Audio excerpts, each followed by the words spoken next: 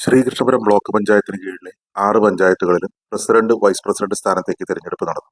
രാവിലെ 10:30 പ്രസിഡന്റ് തെരഞ്ഞെടുപ്പും ഉച്ചയ്ക്ക് 2:30 വൈസ് പ്രസിഡന്റ് സ്ഥാനത്തേക്കുള്ള തെരഞ്ഞെടുപ്പും നടന്നു. ബ്ലോക്ക് പഞ്ചായത്തിന് കീഴിലുള്ള കാരാകുറിശി ഗ്രാമപഞ്ചായത്തിൽ 1-ാം വാർഡിൽ നിന്ന് വിജയിച്ച UDF-ലെ മുസ്ലിം ലീഗ് അംഗം റിയാസ് നാലകത്ത് ഗ്രാമപഞ്ചായത്ത് പ്രസിഡന്റായും വൈസ് പ്രസിഡന്റായി 4-ാം വാർഡ് കോൺഗ്രസ് അംഗമായ അഫ്സത്ത് വെള്ളാഞ്ചേരിയെയും തെരഞ്ഞെടുത്തു. കരിമ്പുഴ ഗ്രാമപഞ്ചായത്തിൽ UDF ആണ് ഭരണത്തിൽ. ആദ്യ പാതി ലീഗിനും 2-ാം പാതി കോൺഗ്രസുമാണ് ഭരിക്കുക. പ്രസിഡന്റായി മുസ്ലിം ലീഗിൽ നിന്നുള്ള ഷീബ പാട്ടത്തൊടിയെയാണ് തിരഞ്ഞെടുത്തത്.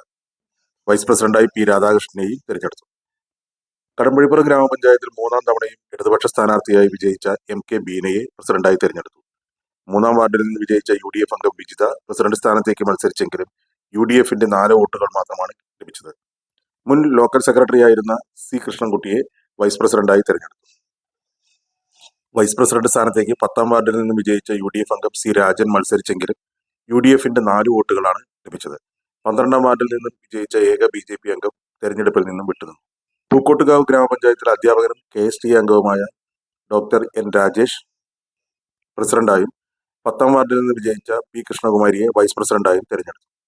വെളിനേഴി ഗ്രാമപഞ്ചായത്തിൽ PKS ജില്ലാ കമ്മിറ്റി അംഗം A സുരേഷിനെ പ്രസിഡന്റായും 6-ാം വാർഡിൽ നിന്ന് വിജയിച്ച രമാദേവിയെ വൈസ് പ്രസിഡന്റായും തെരഞ്ഞെടുത്തു.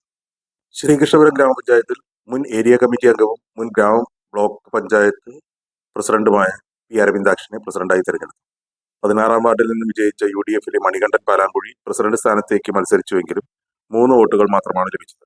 ശ്രീകൃഷ്ണപുരം AUP സ്കൂൾ പ്രധാനാധ്യാപികയായ M അരുണയെയാണ് വൈസ് പ്രസിഡന്റ് സ്ഥാനത്തേക്ക് തെരഞ്ഞെടുത്തത്.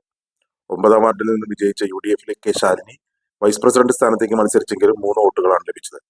പ്രസിഡന്റ് തെരഞ്ഞെടുപ്പിൽ CPI അംഗം ചെയ്ത വോട്ട് അസാധുവായി. വോട്ട് ചെയ്തതിലെ പിഴവ് കാരണമാണ് വോട്ട് അസാധുവായത്.